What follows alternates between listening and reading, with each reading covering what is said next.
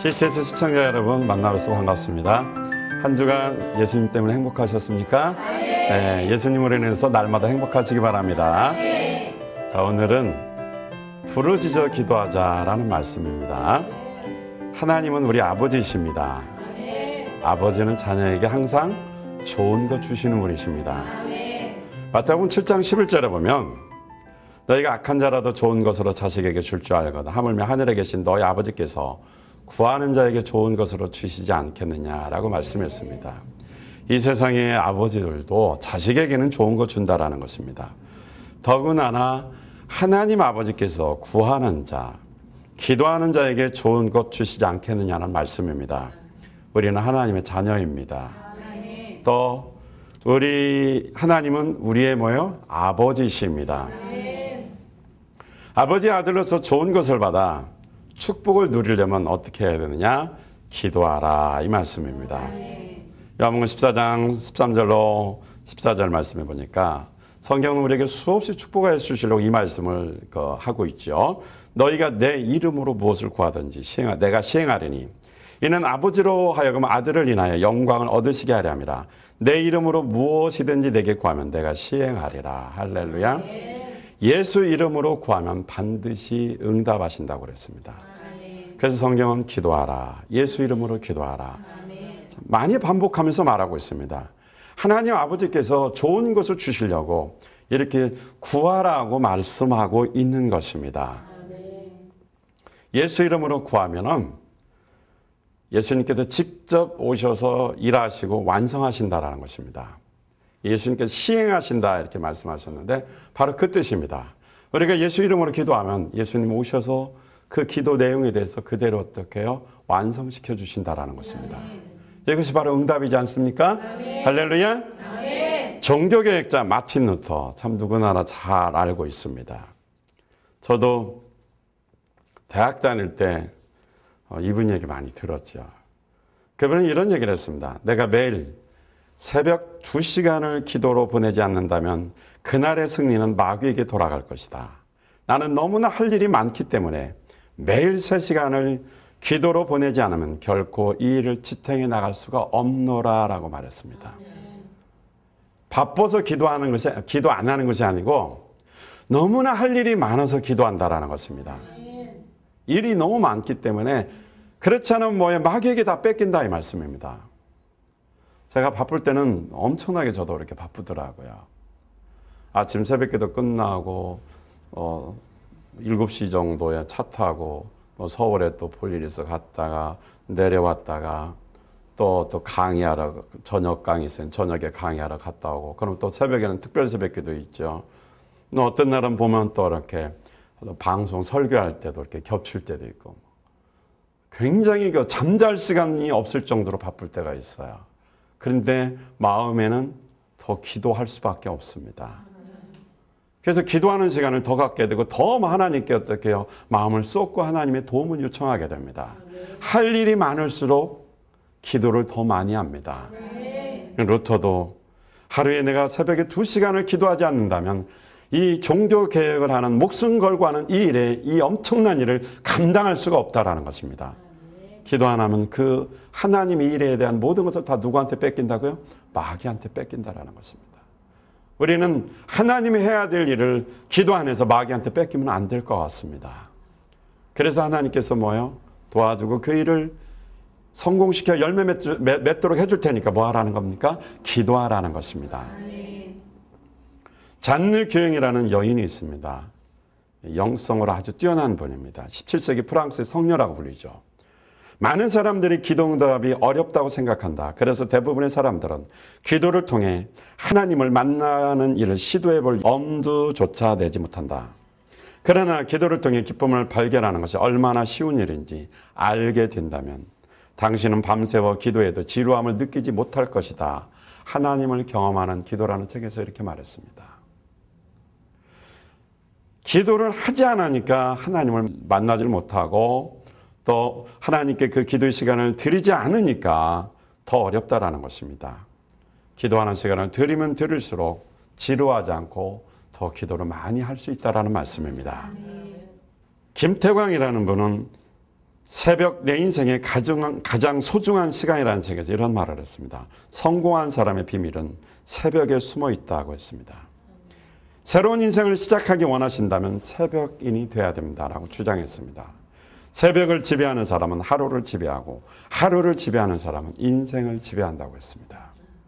이 사람은 계속 지적하기를 현대인들이 퇴근 후에 동료들과 즐기는 맥주 한 잔, 늦은 시간까지 TV 시청, PC게임, 카톡, 카카오스토리, 페이스북, 인터넷 서핑 이런 것들을 오랫동안 하다 보니까 새벽 시간을 다 빼앗긴다라는 것입니다. 결국은 그 시간이 성공을 빼앗아간다고 주장했습니다. 늦잠 자는 사람들은 자신을 야행성이라고 이렇게 주장하지만 실제로 야행성 유전인자를 가진 사람은 인구의 5%에서 6%밖에 안 된답니다. 늦게 자니까 늦게 일어나는 것이지 원래 야행성은 별로 없다라는 것입니다. 시간 관리를 잘못해서 그렇다라는 것입니다. 여러분, 시간을 세상에 뺏기지 말고 시간 관리 잘해서 하나님 앞에 기도하는 자가 되시기 바랍니다. 기도의 능력은 위대합니다. 성도가 기도할 때 마귀는 떠나가고 영적 전쟁에서 승리하게 됩니다. 우리가 기도할 때 하나님의 능력이 임하고 기도할 때 놀라운 변화가 일어납니다. 가장 연약하고 어려운 상황에 처할지라도 기도하면 인생이 역전됩니다. 힘이 솟아나고 막힌 길이 열리게 됩니다. 아무리 약한 자라도 기도하는 사람이 되면 강한 사람이 됩니다. 기도하는 일꾼이 사역을 잘 감당할 수 있습니다. 기도하는 사람이 능력받으니까, 성령의 능력이 있으니까 열매 맺고 그 사역을 잘 감당하게 되는 것입니다. 기도하지 않으면 사역할 때 어려움이 많습니다. 사람을 다루는 그런 사역이면 만약에 학생들을 가르친다. 그 학생들이 말을 듣지 않습니다.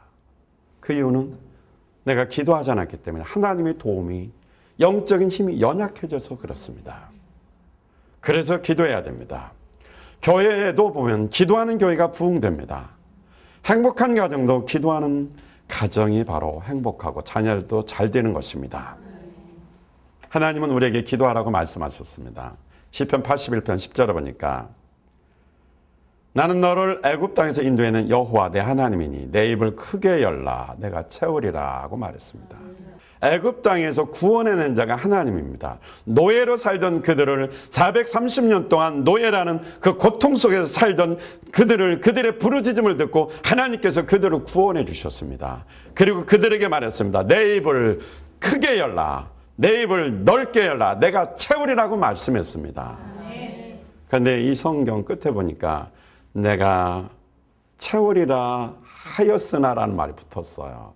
제가 하였으나라는 말은 인용하지 않았는데 그 말은 무슨 말이냐면 하나님께서 해결해 주시고 축복해 주실 테니까 내 입을 크게 열라, 크게 부르짖어 기도하면 다 들어 응답해 주겠다라는 약속의 말씀을 줬지만 그들이 결국 기도하지 않아서 하나님이 그들을 채워주지 못했다라는 말씀입니다. 우리가 기도해야 하나님께서 우리의 필요한 것을 채워주십니다. 이스라엘 백성들은 마음이 강팍했습니다. 하나님과 멀어졌습니다. 회개할 기회조차 가지지를 못했습니다. 왜? 하나님 앞에 부르짖지를 않았기 때문에 그렇습니다. 오늘 우리는 어떻게 하나님 앞에 기도하고 또 왜 기도해야 되는지 살펴보면서 하나님 앞에서 큰 축복 나누기를 원합니다. 하나님께서는 우리에게 명령하십니다. 부르짖는 기도를 하라고 명령하십니다. 예레미야 33장 3절을 보니까 너는 내게 부르짖으라 라고 말하고 있습니다. 내가 내게 응답하겠고 내가 알지 못하는 크고 은밀한 일을 내게 보이리라고 말씀했습니다. 이 말씀은 예레미야라는 선지자에게 하나님께서 직접 명령하신 말씀입니다. 너는 내게 부르짖으라. 오늘날 바로 하나님께서 예레미야에게 직접 말씀하듯이 너는 내게 부르짖으라 명령하는 말씀입니다. 부르짖으라는 말은 하나님을 신뢰하는 것, 그래서 어떻게 목청이 터질 정도로 크게 부르짖으며 간절한 심정으로 기도하는 것이 바로 부르짖으라는 말입니다.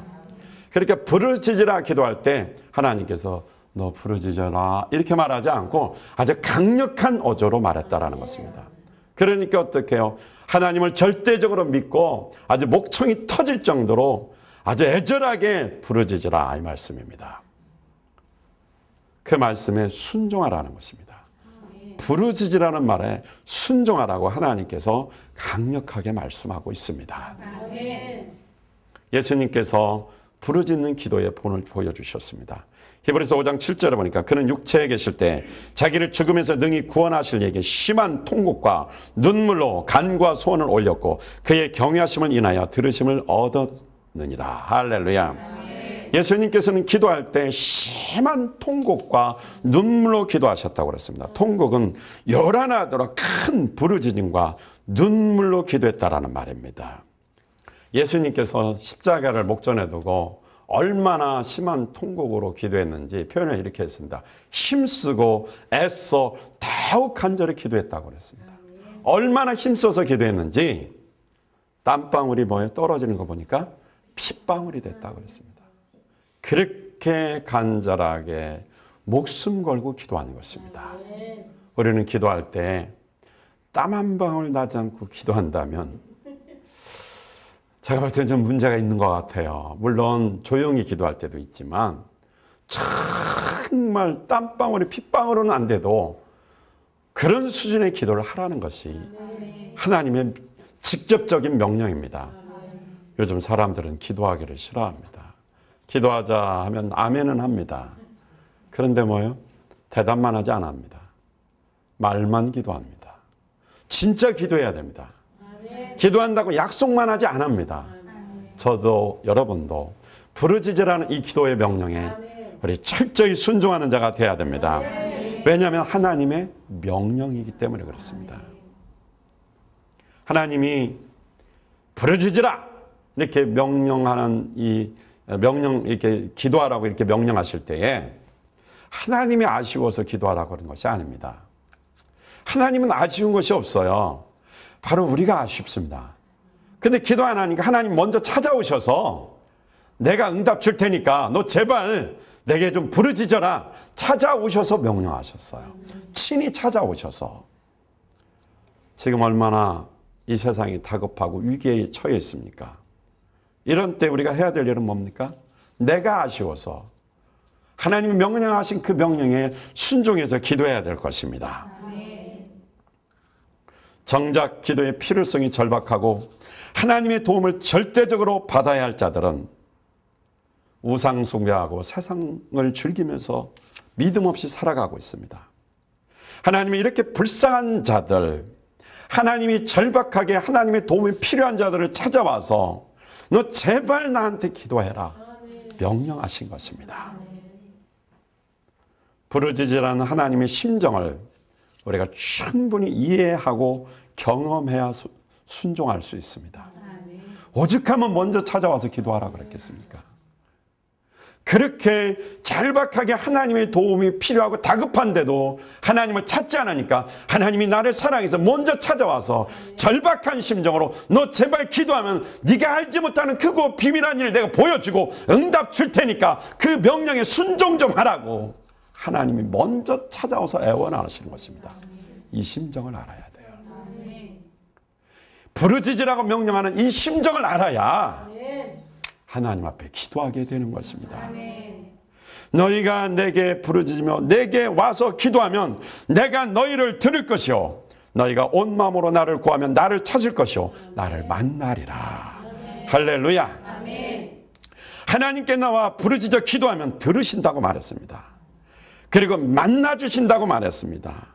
그리고 응답해 주신다고 말씀했습니다. 기도는 일방적으로 하는 것이 아닙니다. 하나님께 기도하면 그분이 찾아와서 해결해 주시겠다라는 것입니다. 응답해 주시겠다라는 것입니다. 그러면 언제 부르짖어 기도해야 되느냐 이 말씀입니다. 두 번째, 부르짖는 기도는 어려울 때 더 많이 해야 됩니다. 성 어거스틴은 이런 말을 했습니다. 인간이 당하는 고통은 동일할 수 있다. 그러나 고통당하는 사람의 모습은 동일하지 않다. 사람은 똑같은 고통을 당하면서도 하나님을 원망하지만 하나님의 사람들은 그 고통 속에서 하나님을 찾으며 하나님의 뜻을 발견하고 하나님 가까이 나아간다라고 했습니다. 하나님의 자녀는 고난과 어려움이 있을 때 하나님을 찾아서 부르짖는 기도를 통해 하나님께 가까이 나아가게 되는 것입니다. 예레미야 33장 1절 말씀, 예레미야가 아직 시대 뜰에 갇혀 있을 때 여호와의 말씀이 그에게 다시 임하니라 라고 말했습니다. 예레미야 선지자가 시대라는 왕궁의 감옥에 있을 때에 하나님이 직접 찾아와서 부르짖어 기도하라고 말씀했다라는 것입니다. 예레미야가 감옥이라는 그 어려운 환경에 있을 때 하나님의 목소리를 들은 것입니다. 부르짖어 기도하라고요. 예레미야 선지자는 BC 587년경 남유다의 왕궁 감옥의 시위대 뜰에 갇혔습니다. 그때 이 명령을 들었죠. 예레미야 30장에서 33장까지 하나님이 주신 예언의 말씀인데 보통 이 말씀을 위로의 책이라고 말합니다. 어려울 때 하나님이 말씀하셨기 때문에 그렇습니다. 어떤 책이라고요? 위로의 책. 그러니까 우리가 어렵고 힘들 때 하나님이 위로해 주신다는 것입니다. 하나님의 위로의 방법이 예레미야에게 직접 오셔서 말씀하셨어요. 네가 어렵고 힘들 때 네가 위로받고 해결받는 방법은 뭐라고요? 부르짖어 기도하라는 것입니다. 감옥이라는 환경이 절망적이지만 오히려 기도하라는 명령을 받고 예레미야는 기도했습니다. 결국 유다는 망했지만 하나님께서 도우심으로 전쟁에 패배당했지만 나중에는 그 도우심으로 승리하게 되었습니다. 결국은 회복되고 하나님의 뜻대로 또 예레미야는 석방되었습니다. 그런 절망적인 상황 속에서 하나님께서 소망을 준 것입니다. 언젠가는 분명히 너희들이 나라가 망하고 분명히 포로에서 돌아와 다시 해방될 때가 있는데 그것을 뭐예요? 가르쳐 주겠다라는 것입니다. 그래서 너는 내게 부르짖으라. 내가 응답할게. 내가 알지 못하는 크고 비밀한 일. 미래에 분명히 하나님이 해결해 주시는데 그 시점이 언제인가를 너에게 분명히 가르쳐 줄 테니까 기도하라는 것입니다. 응답 주시고 축복의 날 축복을 주실 때니까 너는 부르짖으라라고 그 어려운 환경 속에서 절망하거나 포기하지 말고 기도하라고 예레미야에게 말씀해 준 것입니다. 그래서 예레미야는 응답받았고 BC 537년 다시 예루살렘으로 귀환하게 되는 은총을 받게 된 것입니다. 오늘 우리도 어렵고 힘들 때 정말 예수님처럼 힘을 쏟아서 땀방울이 핏방울이 되도록 부르짖어 기도하는 자가 되어야 할 것입니다. 지난 추석 때였습니다. 그날이 주일이었습니다. 어느 분이 주일을 지키고 이제 그 다음에 움직이려고 작정을 했습니다. 그래서 주일날이 추석날이다 보니까 대부분 사람들은 주일 안 지키고 친척집에 가든지 시댁에 가든지 가야 됩니다. 그날 안 가면 집안에 전쟁이 일어날 것입니다. 근데 이 문제를 놓고 한 달 이상을 매일 새벽에 나와서 눈물 뿌려 기도했습니다. 단호하게 안 간다고 먼저 식구들 보다가 자기는 예배 드리고 오후에 가겠다고 또 허락까지 맡았습니다. 어르신한테 이렇게 하겠다고 하니까 어르신이 또 교회 안 다니시는 분들 허락을 했어요. 그래서 허락을 받고 이제 기쁘게 이제 하나님께 예배 드리려고 준비하고 있었죠. 토요일 날인데 그분 남편 되는 분이 이제 술을 잔뜩 먹고 온 거죠. 주일 날 같이 안 간다고 난리가 났어요. 그래서 막 목을 밟고 죽이려고 그럽니다. 전쟁이 일어나죠. 근데 목을 밟히면서도 눈 하나 까딱 않고 타협하지 않았어요. 그 다음날 예배 드렸습니다. 예배 다 드리고 하나님께 예배 드리고 갔습니다. 부르짖어 기도했더니 비록 목은 밟혔고 또 핍박은 당했고 마음에 고통이 있었고 잠시 주변에도 어려움이 있었지만 그런 일이 있으면 꼭 교회도 어려운 일이 닥쳐요. 따지잖아요. 같이 기도하면서 극복했습니다. 갔다 오더니 아무 일이 없어요. 가기 전에는 막 죽일 것 같더니 갔다 오더니 아무 일이 없습니다. 승리했죠. 부르짖어 기도하면 비밀한 일을 보여주신 것입니다. 미리 있을 일을 미래에 방지해주고 막아주고 승리하도록 도와주신 것입니다. 악한 마귀 역사 몰아내고 전근천사 보내주시고 예수님 오셔서 도와주셔서 승리할 수 있었습니다. 할렐루야. 부르짖어 기도하면 승리하고 알지 못하는 영적 전쟁에 보이지 않는 이렇게 비밀을 알려주셔서 승리하는 축복을 누리게 되는 것입니다. 다윗 왕은 시편 86편 7절에서 나의 환난의 날에 내가 주께 부르짖으리니 주께서 내게 응답하시리이다. 할렐루야. 환난의 날에 부르짖으면 응답하신다라는 것입니다. 누가복음 18장 7절 말씀. 하물며 하나님께서 그 밤낮 부르짖는 택하신 자들의 원한을 풀어주지 아니하시겠느냐. 원한을 가지고 어려운 일이 있을 때 밤낮으로 부르짖으면 해결해 주신다라는 것입니다. 불의한 재판관, 세상에 나쁜 사람도 매일 가서 도와달라고 부르짖으니까 도와줬는데 전능하신 하나님께서, 나의 아버지이신 하나님께서 도와주시지 않겠느냐 이 말씀입니다. 부르짖어 기도해서 응답받으시길 바랍니다. 부르짖는 일에 순종하시길 바라겠습니다. 그 명령입니다. 부르짖으라는 명령입니다. 그 명령에 순종하면 응답받습니다. 부르짖는 기도는 세 번째 응답입니다. 예레미야 33장 2절을 보니까 이를 행하는 여호와, 그것을 지어 성취하는 여호와, 그 이름을 여호와라 하는 자가 이같이 이르시는도다 라고 말했습니다. 여기 보니까 이를 행하시는 여호와, 그것을 지어 성취하는 여호와, 그 이름을 여호와, 하나님의 이름이 세 번씩이나 강조되었습니다. 하나님께서 직접 일을 행하신다라는 겁니다. 창조 사역과 관련될 때 여호와라는 이 말씀이, 이 단어가 사용되었습니다. 그러니까 하나님께서 무슨 일을 하든지 창조의 권능으로 우리가 기도하면 반드시 불가능한 거 되게 만들어 주신다는 사실입니다. 그 하나님의 이름에 명예를 걸고 응답해주고 없는 것은 만들어 줄 테니까 네가 할 일은 뭐냐? 부르짖는 일에 순종하라 이 말씀입니다. 그 하나님의 명예, 그 이름을 걸고 약속하신 것입니다. 계속 창조적 능력을 가지고 절대적 주권을 가지신 하나님께서 약속하신 것입니다. 그래서 너는 내게 부르짖으라, 내게 응답하겠다. 크고 비밀한 일을 보여주겠다고 약속하신 것입니다. 예레미야는 그 일을 목격했고 그것을 체험했습니다. 오늘 우리에게도 부르짖으면 크고 비밀한 일을 분명히 보여주실 것입니다. 9.11 테러가 났을 때 쌍둥이 빌딩이 무너졌습니다. 무역센터가 무너졌죠. 미국에서 무너졌습니다. 그때 이돈 박사님이라는 분이 계시는데 이분이 거기에서 근무했습니다. 이분은 하루에 2시간씩 매일매일 기도했답니다. 그리고 얼마나 바쁜지 15분마다 각 나라 국가 원수, 외교관, 세계 기업가들, 지도자들을 계속 만납니다. 스케줄이 꽉 차 있습니다. 어느 날 출근하는데 갑자기 복통이 일어난 겁니다. 너무 배가 아파서 출근하기 전에 역에 있는 화장실에 갔습니다. 그래서 30분을 지각했습니다. 너무너무 배가 아파서 뒤틀려서 움직일 수가 없었답니다. 그래서 직원들한테도 내가 늦게 가니까 만날 사람 이렇게 만나라고 다 심부름을 시켰습니다. 그래서 무역센터에서 다 그 직원이 3명인가 있었는데 빠져나왔습니다.